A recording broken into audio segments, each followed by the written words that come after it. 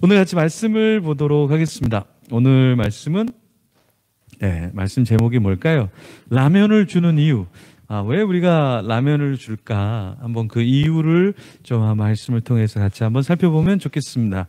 암송 구절이 있어요. 저희가 주중에 암송하고 토요일 날 우리 다음 세대들은 같이 암송을 좀 하고 있는데요. 여러분 같이 한번 읽어보도록 하겠습니다. 그들이 사도의 가르침을 받아 서로 교제하고 떡을 떼며 오로지 기도하기를 힘쓰니라. 한 번 더 읽어볼게요. 그들이 사도의 가르침을 받아 서로 교제하고 떡을 떼며 오로지 기도하기를 힘쓰니라. 크게 세 가지가 나오죠. 오늘 그 큰 세 가지 내용을 조금 더 살펴보도록 할 텐데요. 보면은 처음에 내용이 뭐죠? 가르침이죠. 가르침에 대한 내용인데요. 제가 상담을 이렇게 종종 하게 되는데 부부 상담을 좀 할 때가 있어요.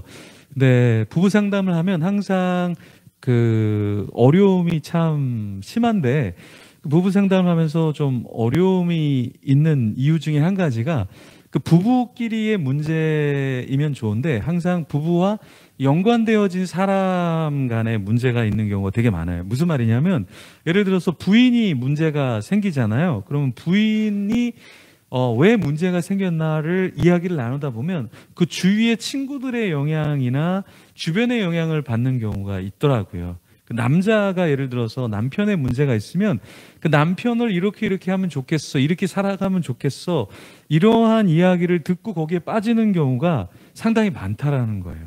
예를 들어서 이렇게 부부가 굉장히 행복하게 잘 살면 좋은데 그렇지 않고 이 남편이 남편의 역할, 부인이 부인의 역할을 하지 않는 이유를 이렇게 이야기를 나누다 보니까 주변 사람들이 인생은 이렇게 살아야 돼 라고 하는 이야기에 혹 빠져서 그렇게 해서 실제로 가정을 내팽개치고 불행한 가정을 만드는 경우가 있더라는 거예요.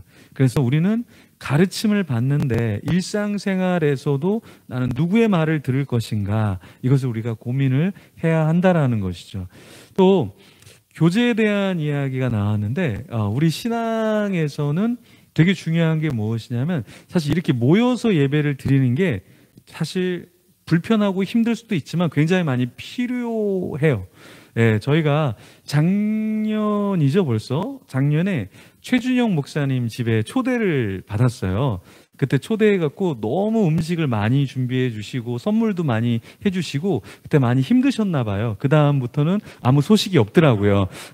그때 말로는 굉장히 좋았다 그랬는데 그 다음 이후로는 어쨌든 근데 그때 우리 목회자분들이 힐링이 있다는 이야기를 되게 많이 했어요. 선물을 하나 두 개가 아니라 여러 개를 선물을 준비하시고 퀴즈를 맞히면 최진영 목사님 선물을 막 나눠주는 거예요. 그때 제가 선물을 세상에 태어나서 가장 많은 선물을 받았어요. 그때 한 5가지인가 6가지 선물을 받았어요. 제가 얼마나 귀여웠는지 저한테 자꾸 선물을 주시는 거예요.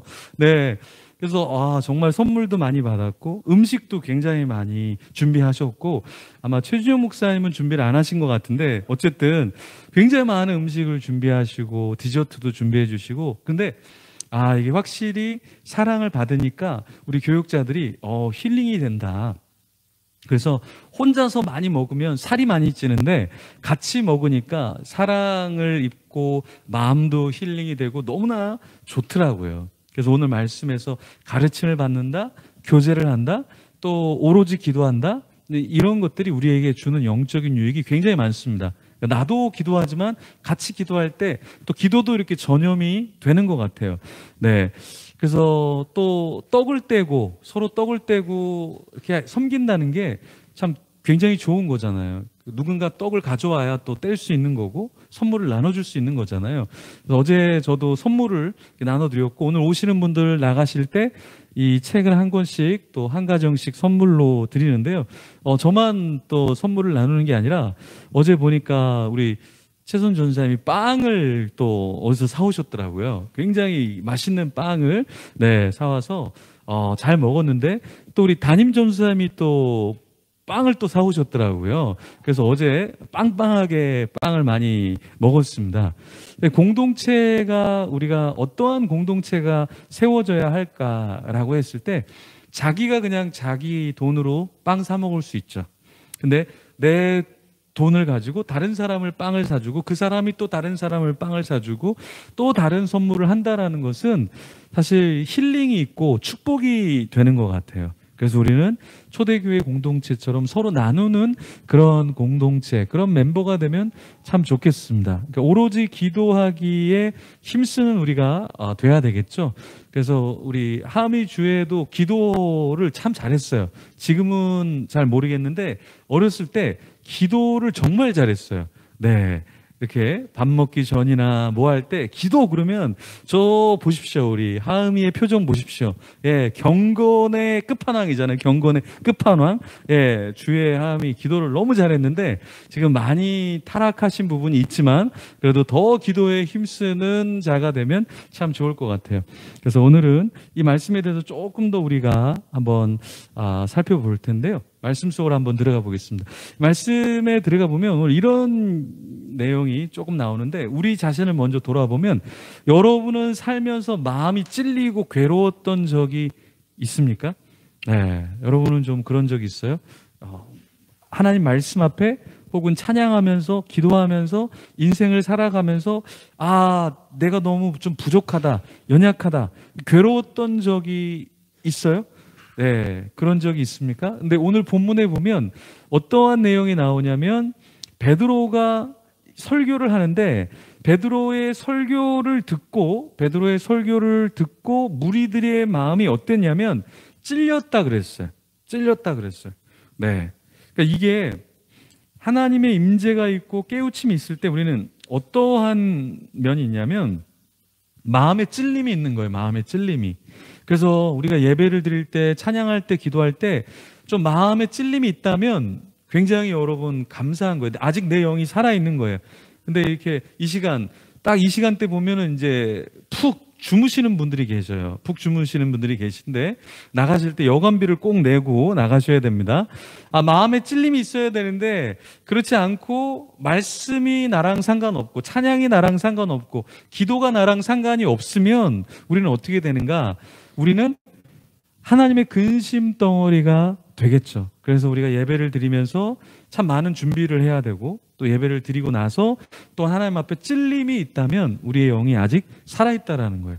우리 품능교회는 예배를 다 멀리서 오시는 분들이 많아요. 분당에서 오시고, 오전에는 인천에서 오시고, 충주에서 와서 예배를 드리고, 오늘 대구에서 또 오신 분들이, 오전에도 대구에서 오신 분들이 또 있었고요. 서울에서도 먼 지역에서들 와서 우리가 같이 예배를 드리는데, 먼 곳에서 오는 만큼 우리들이 예배를 드릴 때 어떠한 것이 예배 가운데 있어야 되겠는가? 예배 가운데 찔림이 있어야 된다는 거예요.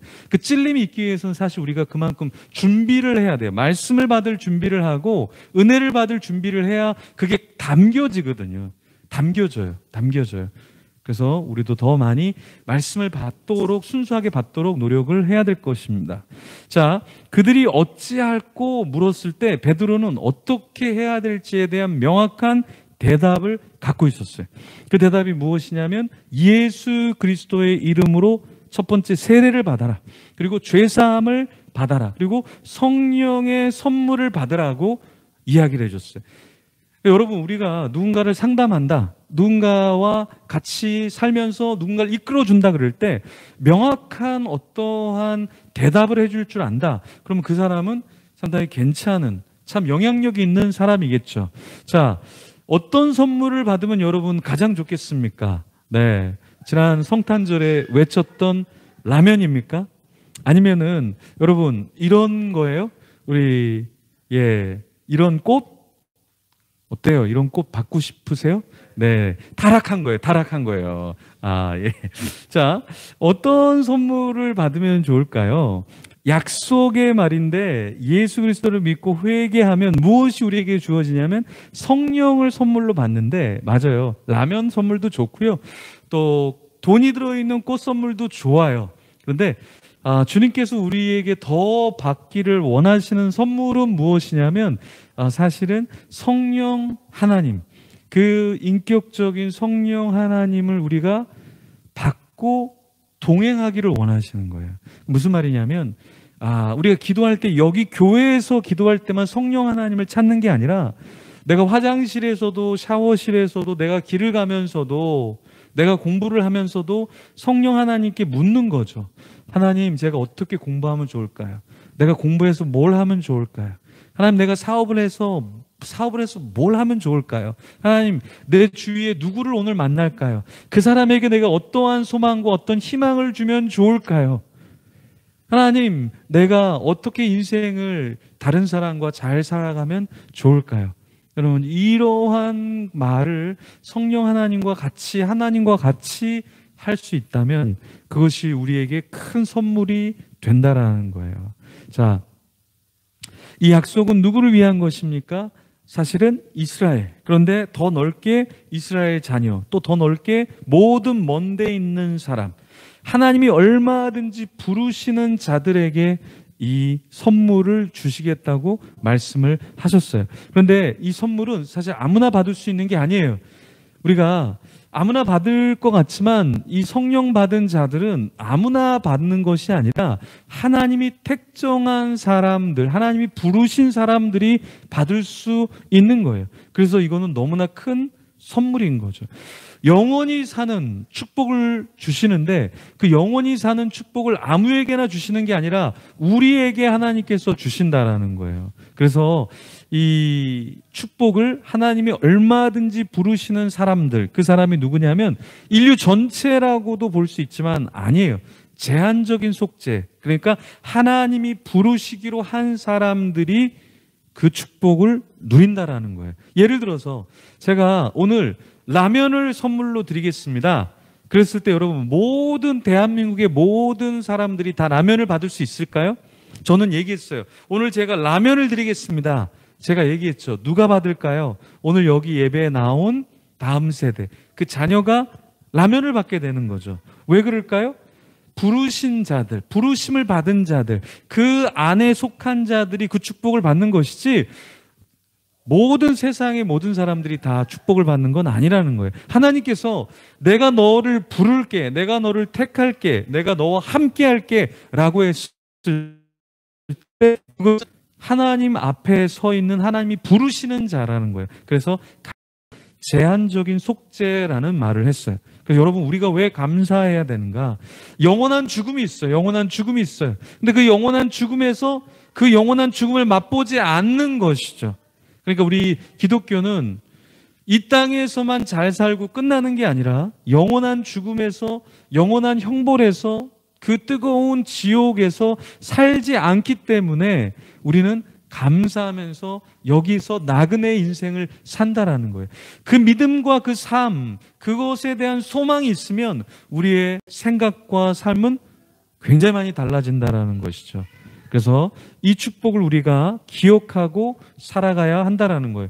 베드로가 복음의 메시지를 담대히 전할 때 어떠한 역사가 있었을까요? 다른 것을 전하지 않고 복음의 메시지를 전했을 때 놀라운 일이 일어났어요. 신도의 수가 3,000명이나 늘었어요. 그러니까 성령 하나님이 역사하시면 어떤 역사가 일어나는가? 너무나 놀랍게 믿는 자들의 수가 더해진다라는 거예요. 여러분, 요즘에 기독교 욕을 굉장히 많이 하죠. 근데 저는 괜찮다고 봐요. 왜 괜찮은지 아세요? 기독교는 예전에도 욕을 먹었고요. 지금도 욕을 먹을 거예요.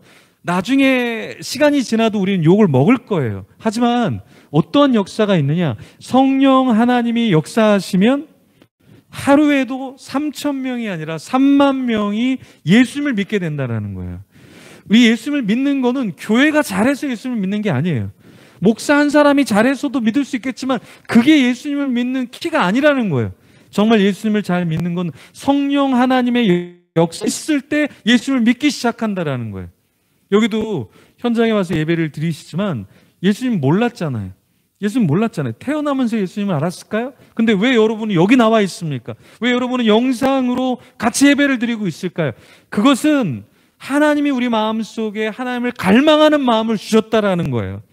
이 갈망하는 마음 때문에 지금 이 시간에 놀러 나가야 되는데, 맛집에 있어야 되는데, 커피숍에 있어야 되는데 여기 예배를 드리는 이 자리에 우리가 있다라는 것이죠.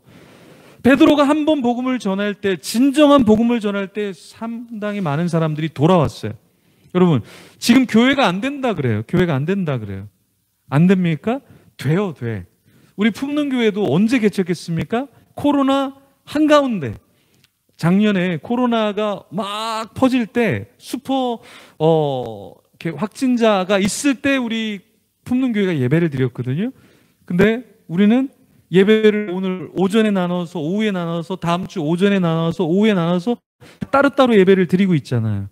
코로나 가운데 교회를 개척해도 교회가 되더라. 왜 될까요? 왜 될까요? 성령 하나님이 역사하시면 믿지 않는 자가 믿는 자리로 올 수 있고 믿는 자가 더 성령 하나님과 동행할 수 있다라는 거예요. 인간의 역사로 교회가 만들어지고 유지되는 게 아니라 성령 하나님이 역사해 주시면은 우리가 1년 뒤에는 코로나가 없어지면 이 자리에 앉아 있을 자리가 없을 수도 있어요.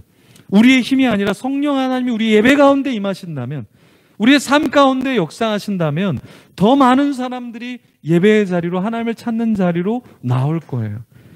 코로나가 있기 때문에 안 되는 게 아니라, 돈이 있기 때문에 되는 것이 아니라 성령 하나님의 함께 하심으로 하루에도 많은 사람들이 변화될 수 있다라는 거예요. 이 성도들은 어떻게 신앙생활을 했을까요? 첫 번째, 사도의 가르침을 받았다라는 거예요. 여러분들이 신앙생활을 잘하고 싶으세요? 그럼 가르침을 받으세요. 혼자서 신앙생활 하지 마시고 가르침을 받으세요. 제가 탁구를 좋아하거든요. 탁구를 좋아하는데 제가 중학교 때부터 탁구를 쳤어요. 중학교 때부터 탁구를 몇십 년을 탁구를 쳤죠. 그래서 웬만한 사람한테 잘 안 줬어요. 근데 선수 출신들한테는 안 되더라고요. 선수 출신한테는 안 되더라고요. 그래서 나중에 내가 웬만한 사람은 이길 수 있지만 선수 출신들한테는 안 되는구나. 그래서 배워야지. 제대로 배워야지. 그래서 딱 가서 제대로 배우는데 이 그랩 잡는 거 자체가 처음부터 틀렸더라고요. 그리고 호흡하는 것 자체가 틀렸고요. 그 다음에 탁구는 손으로 치는 줄 알았는데 탁구는 발로 치는 거더라고요. 하체를 낮춰서 허리를 돌려서 그 돌리는 힘으로 치는 게 탁구였더라고요. 근데 저는 하체를 이용하지 않고 호흡하는 것과 치는 것과 맞추지 않고 잡는 것도 엉성하게 잡았던 거예요. 엉성하게 잡으니까 힘이 안 들어가는 거죠. 그러면서 제가 돈을 내고 배웠어요. 저 배우는 거, 돈 내고 배우는 거 잘 좋아하지 않거든요. 근데 그때 돈 내고 배우면서 배우는 거는 돈을 내고 배워야 되는구나. 제대로 배우는 한두 달 배운 게 10년, 20년 배우지 않고 그냥 하는 것보다 훨씬 더 낫구나. 그래서 우리 품능교회도 여러 가지 교육 훈련들을 많이 만들어요. 저희가 앞으로도 더 많이 만들 거예요. 근데 여러분들이 그냥 신앙생활 하는 것보다 그 속에서 하나 둘 배우시는 게 1, 2개월 그렇게 가르침을 받는 것이 1년, 2년, 10년 신앙생활 하는 것보다 훨씬 더 낫습니다. 여러분, 가르침을 받아야 돼요. 이 가르침을 받고 두 번째, 서로 교제하고 떡을 떼며. 그러니까 신앙생활은 여러분 집에서 온라인으로 예배 드릴 수 있어요. 지금 많은 사람들이 온라인으로 예배를 드려요. 온라인 예배 드리는 사람들의 공통점이 뭔지 아세요? 예배를 드리다가 핸드폰 만지고, 예배를 드리다가 물 가지러 가고, 예배를 드리다가 화장실 가고, 예배를 드리다가 전화 왔네? 전화 받고. 아마 지금 온라인으로 들으시는 분 깜짝 놀랐을 거예요. 목사님 어떻게 다 아시네? 네. 그렇게 우리는 현장성이 없으면, 같이 교제하고 떡을 떼는 공동체가 되지 않으면 신앙이 굉장히 괜찮은 것 같지만 예배 1시간 드리는 것도 집중을 못해요, 우리는. 그래서 어떻게 해야 될까요? 현장성을 가지고 서로 교제하면서 예배를 드려야 돼요. 여기 예배를 드리는데 핸드폰 만지는 분 있나요? 없잖아요.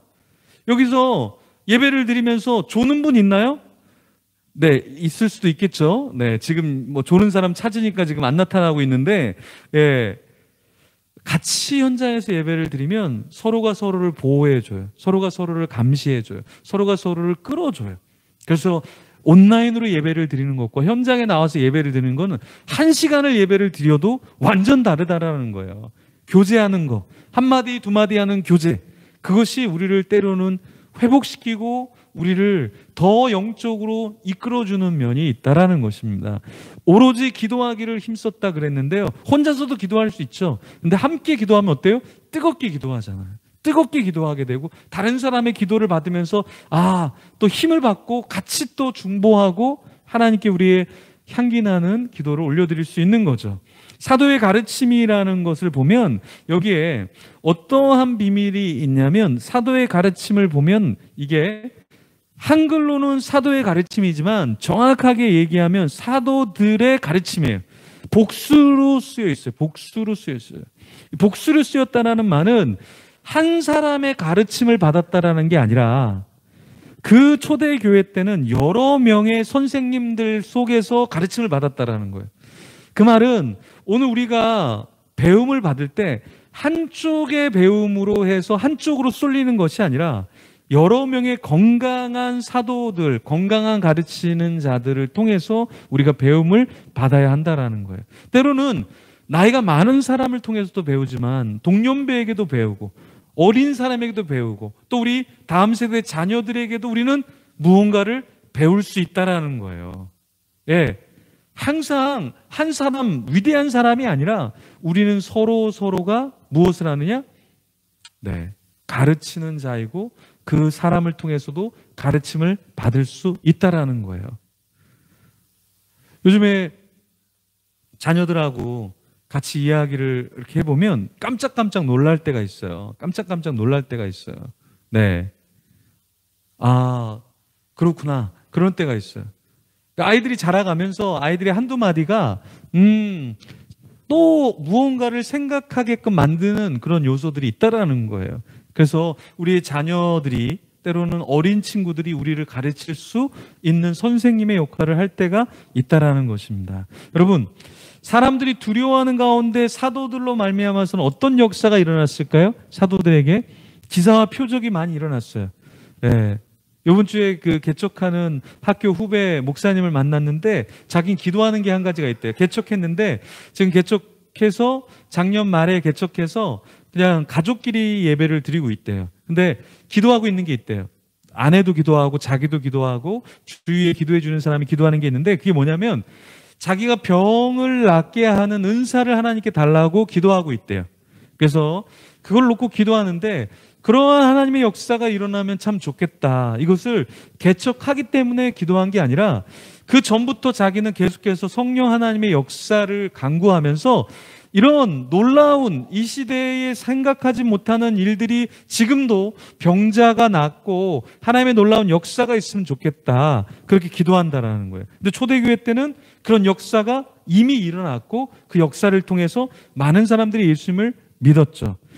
믿는 사람들이 다 함께 있으면서 어떤 공동체를 형성했을까요? 그 공동체는 참 특이해요. 믿는 사람들이 모든 물건을 서로 통용했다는 거예요. 우리도 그렇게 한번 해볼까요? 예. 그럼 나갈 때 서로의 핸드폰을 막 바꿔가는 거예요. 서로의 지갑을 막 바꿔가는 거예요. 서로의 차를 막 맞바꿔가는 거예요. 어때요? 네. 우리 전사님 차를 제가 그냥 끌고 가고, 네. 그러면 괜찮겠네요, 이거. 그죠? 예. 근데 이게 말도 안 되는 이야기인데 이걸 초대교회의 공동체가 했다라는 거예요. 서로가 물건을 서로 나누어 주기 시작하고 이거 꼭 내 거야 라고 하지 않고 나누어 줄 수 있는 공동체였다라는 거예요. 재산을, 소유를 팔아서 각 사람의 필요를 채워줬다라는 거예요. 여러분, 우리가 같이 공동체로 있는데 누가 예를 들어서 병에 걸렸어요. 누가 예를 들어서 파산을 당했어요. 누가 예를 들어서 너무 큰 빚이 있어요. 그랬을 때 초대교회 공동체는 어떻게 했을까요? 초대교회 공동체는 자기의 소유를 팔아서 그 사람의 부족한 부분을 채워줬다라는 거예요. 어떻게 이런 역사가 일어났을까요? 그들은 하나님을 진짜 사랑하고 성령이 충만했다라는 거예요. 충만했다라는 거예요. 여러분, 그래서 여러분들이 기도하시다가 하나님이 주시는 마음이 있을 거예요. 그때 어떻게 되면 선포해야 돼, 선포. 그래서 저는 SNS나 이렇게 설교할 때나 막 선포해요. 뭘 선포하는 줄 아세요? 좋은 게 있을 때는 내가 선포하지 않으면 내 마음이 흔들려요. 흔들려요. 하나님, 선교사님이 오시는데 제가 뭔가를 해드리고 싶습니다. 그럼 빨리 그걸 선포해야 돼. 선포 안 하면 선교사님 뭐 부자인 것 같은데? 선교사님 돕는 사람이 많은 것 같은데? 자꾸 다른 생각이 막 드는 거예요. 그쵸? 선포해야 돼, 선포. 예. 선물을 나눠주겠다. 라면을 나눠주겠다. 그러면 빨리 선포해야 돼요. 세뱃돈을 줘야 되겠다. 빨리 선포해야 돼요. 선포했으니까 어떻게 됩니까?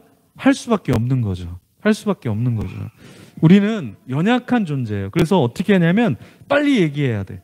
그래서 하나님 앞에 나를 보호하고 더 선한 일을 할 수 있도록 우리는 그렇게 할 때 서로서로의 새 체험을 우리가 줄 수 있고 또 나중에 내가 필요할 때 그 체험을 받을 수가 있다라는 거죠. 날마다 마음을 같이하여 성전에 모였다라는 거예요. 우리는 지금 코로나 때문에 자주 모이지 않지만 사실은 자주 모일수록 근육이 붙고 더 건강해지고 더 좋아요. 오랜만에 보는 것보다 자주자주 보는 것이 훨씬 더 우리에게는 서로 깊이 이해하고 사랑할 수 있다라는 거예요. 그래서 코로나가 지나면 좀 더 자주 오면은 좋을 것 같아요. 좀 더 자주 보면 좋을 것 같아요. 우리가 공동체 성경 읽기를 하고 있잖아요. 공동체 성경 읽기. 매일매일 거기에 아멘, 아멘, 아멘, 아멘 하면서 우리는 어떻게 돼요? 성경을 실제로 듣고 읽게 되죠. 그럼 어떻게 될까요? 성경 말씀이 점점 이해되고 달아져요. 그리고 어때요? 은혜를 받기 시작하는 거죠. 사탄은 어떻게 하기를 원하냐면 우리가 말씀과 멀어지길 원해요. 일주일에 한 번 정도만 그냥 말씀 보면 되지. 뭐 1년에 한 번만 성경 열어보면 되지. 뭐 꼭 교회를 가야 돼? 그냥 뭐 편하게 예배 드려야지. 편하게 예배 드려도 괜찮아. 자꾸 우리 서로가 멀어지게 만드는 거예요. 사탄은 우리를 영적으로 고립시켜요. 그리고 편안하게 하면서 우리를 움직이지 못하게 한다라는 거예요. 근데 여러분 초대교회뿐만 아니라 우리 한국교회의 초기의 기독교 역사를 보면 한 번 예배를 드리기 위해서 밤새도록 걸어와서 예배를 드린 경우도 참 많아요.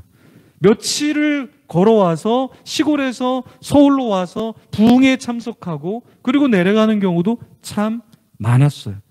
그러한 가운데 한국교회가 세워진 거예요, 여러분. 근데 우리는 어떻습니까?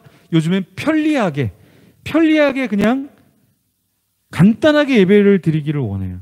그나마 품는교회는 정말 멀리 충주에서도 아침에 일찍 일어나서 오고 대구에서도 와서 예배를 드리고 인천에서도 아침에 와서 또 분당에서도 또 용인에서도 화성에서도 의정부에서도 다 멀리서 와서 예배를 드려요. 근데 너무 감사하죠. 1시간의 예배를 위해서 1시간이 아니라 2시간이 아니라 3시간이 아니라 4시간 이상 되는 거리에서 멀리 와서 예배를 드리고 가잖아요. 근데 그러한 가운데 하나님이 주시는 메시지가 있고 은혜가 있을 거예요. 그 은혜가 있기 때문에 멀리서 오는 것이죠. 우리는 하나님 앞에서 우리가 하나님을 더 가까이 볼 수 있도록 우리 자신의 시간을 내어드려야 돼요. 그런 만큼 하나님이 더 우리에게 은혜를 채워주신다라는 거예요. 집에서 떡을 떼며 음식을 같이 먹었다라는 거죠. 저는 요즘에 회사들을 세워가고 있어요. 교회를 세워가고 있고요. 공동체를 세워가고 있고 아까 광고 때 이야기한 것처럼 40일 연합 집회를 세워가고 있어요. 근데 여러분 왜 이걸 세워갈까요? 함께 세워져 가기를 원하기 때문에 그런 거예요. 네, 제가 여러 가지 회사를 세우고 있는데 그 회사를 세우는 이유는 무엇이냐면 함께 세워져 가기 위해서. 제가 어떤 지분을 요구하고 세우는 것이 아니라 그 담당자들이 그것들을 가져갈 수 있도록 하는 이유는 무엇이냐? 저만이 아니라 그 한 사람 한 사람이 세워져 가기를, 경제적으로도 세워지고 어떠한 위치적으로도 세워지고 어떤 영적으로도 그 일을 맡으면서 기도하는 가운데 세워질 수 있도록 하는 것입니다. 여러분은 왜 사업을 하세요? 왜 일을 하세요? 왜 공부를 하세요, 여러분? 뭘 위해서 하세요? 뭘 위해서? 아침에 강사로 말씀을 전한 목사님하고 또 교수님하고 그 김정희 교수님하고 같이 이렇게 이야기를 나누는데 김정희 교수님이 이런 말씀을 하시더라고요. 이번 주에 꽃 주문이 되게 많았대요. 꽃 주문이 정말 많았대요. 너무 감사했대요. 그런데 사모님하고 꽃 주문이 너무 많았는데 그 수익을 10의 1을 띄고 다른 걸 띄고 그 나머지를 다 저쪽에 있는 선교사님에게 보내고 저쪽에 있는 선교사님에게 보내고 그러면서 다 나눠줬대요. 자기한테 갖고 있는 것도 얼마 없는데 다 나눠줬대요. 그런데 너무 마음이 기쁘더래요. 너무 마음이 행복하더래요. 하나님이 왜 이번 주에는 이렇게 많은 수익을 주셨을까? 근데 생각이 나더래요. 그 선교사님이 생각이 나더래요. 그 선교사님이 생각이 나더래요. 그러면서 그런 마음이 들었대요. 하나님, 더 나눌 수 있다면 좋을 텐데. 그리고 그렇게 더 나누겠다고 이야기를 했는데 정말 그것이 가능할지 그런 말씀을 하셨어요. 여러분은 왜 공부하십니까? 여러분 왜 비즈니스를 하세요? 왜 일을 하세요? 여러분 왜 예배를 드리세요? 왜 여러분이 많은 일들을 하고 계십니까? 함께 세워져 가기 위한 것인가? 하나님의 나라를 세워가기 위한 것인가? 우리는 고민해야 돼요. 초대교회 공동체가 되기를 원해요. 저도 그래서 개척을 했어요. 그래서 다른 교회랑은 좀 다른, 다음 세대를 조금 이상하게 많이 축복하는 그런 교회가 되면 좋겠다. 우리 목회자들을 조금 더 많이 축복하는 그런 교회가 되면 좋겠다.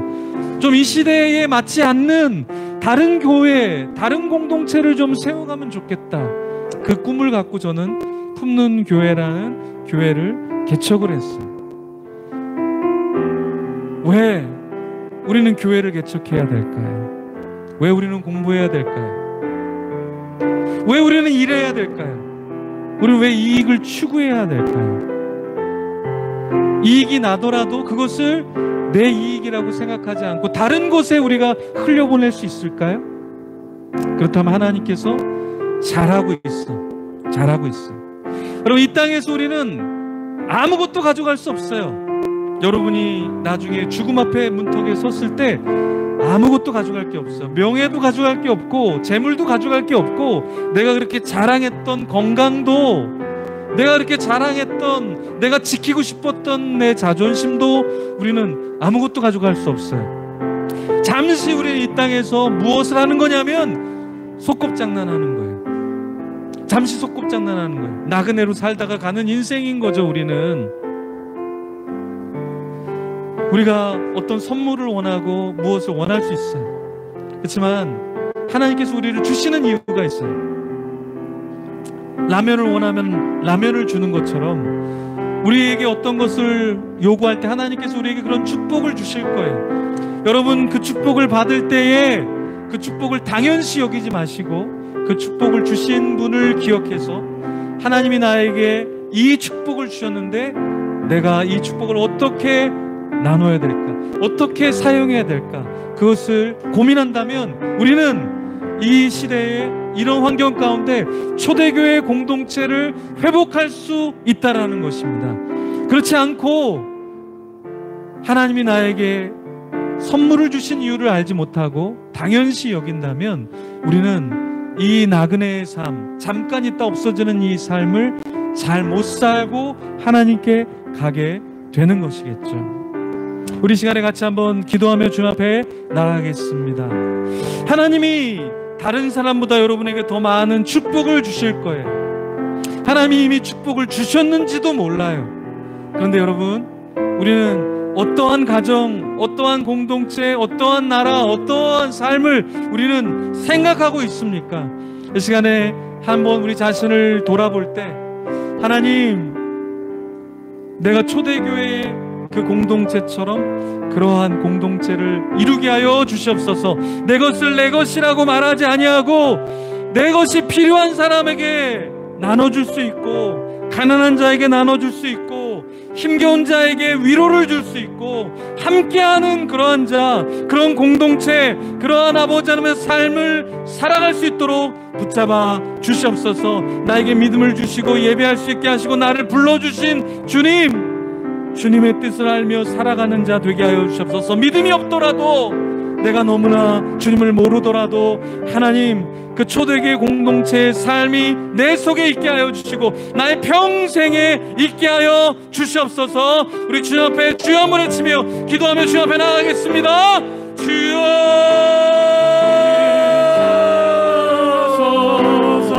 주님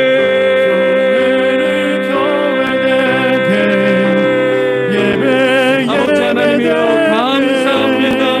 하나님 아버지 하나님, 우리의 교회 나 자신이 교회인데 아버지 하나님 내가 원하는 것이 무엇입니까? 주님이 원하시는 교회 사항이 무엇입니까? 아버지 하나님이여 나에게 진리를 결합하여 주시옵소서. 나에게 주님이 원하시는 삶을 살아갈 수 있는 용기가 있게 허락하여 주시옵소서. 주님 가르쳐 주시옵소서. 주님 배우게 하여 주시옵소서. 아버지 하나님 교제의 떡을 떼게 허락하여 주셨고 기름을 치게 허락하여 주셨고 우리가 하나가 되게 하여 주시옵소서. 서로가 서로를 돌보게 허락하여 주셨고 하나님이 원하시는 공동체를 이루어갈 수 있도록 역사하여 주시옵소서. 아버지 하나님 감사합니다. 오로지 기도하기를 힘쓰는 공동체가 되게 허락하여 주시옵소서.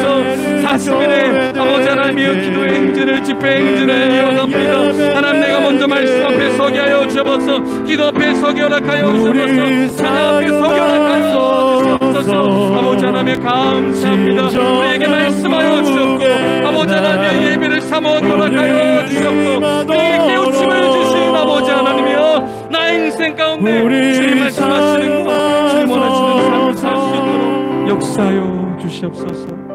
하나님 감사합니다.